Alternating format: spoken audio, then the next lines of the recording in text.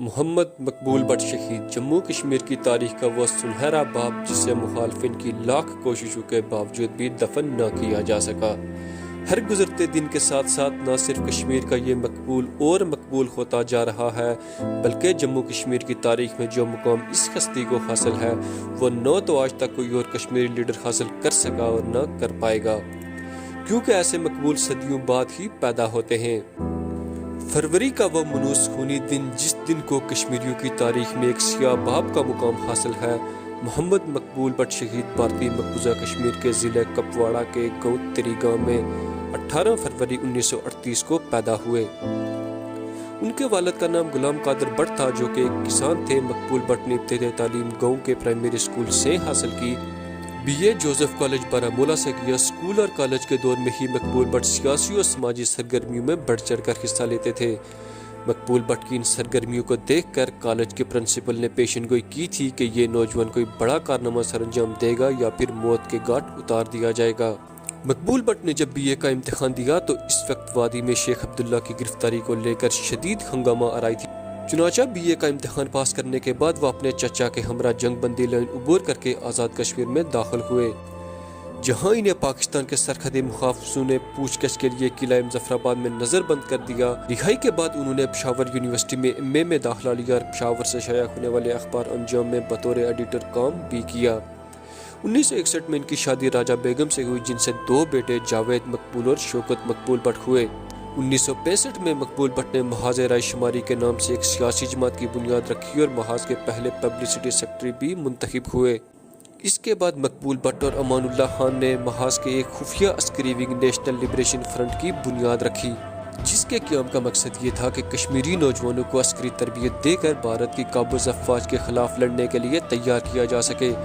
مقبول but نے ان الف کے پلیٹ فارم سے کشمیر کی آزادی کے لیے مسلح جدوجہد کا نظریہ بھی پیش کیا۔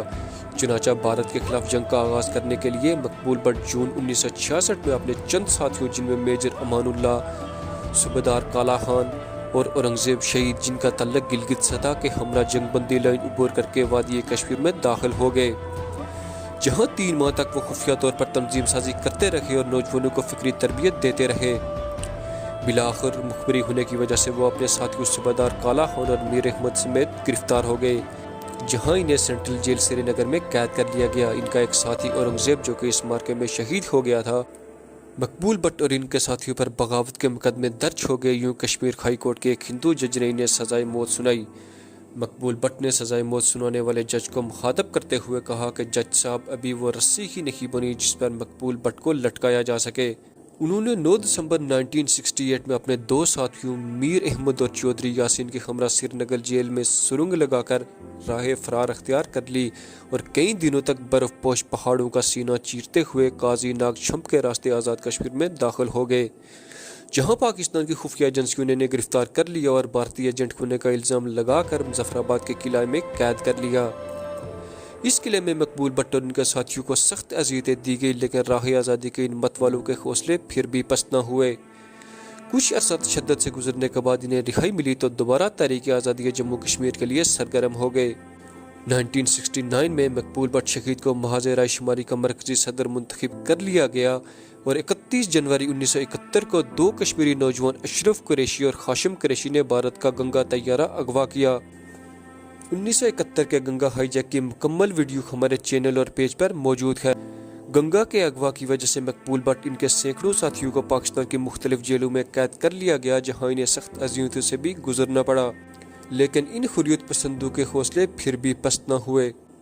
مئی 1973 کو گنگا کے مقدمے سے رہائی کے بعد مقبول بٹ پھر سے آزادی کے لیے سرگرم عمل ہو گئے اور 1976 میں اپنے 2 نوجوان ساتھیوں ریاض ڈار اور حمید بٹ کے ہمراہ پھر جنگ بندی لائن توڑتے ہوئے وادی میں داخل ہو گئے، جہاں پھر ایک مارکے میں انہیں گرفتار کر لیا گیا اور گرفتاری کے کچھ عرصہ بعد ہی انہیں تہاڑ جیل منتقل کر دیا گیا، جہاں بھارتی سپریم کورٹ نے انہیں ان کی سابقہ سزائے موت کو بحال کرتے ہوئے پھانسی کا فیصلہ سنا دیا۔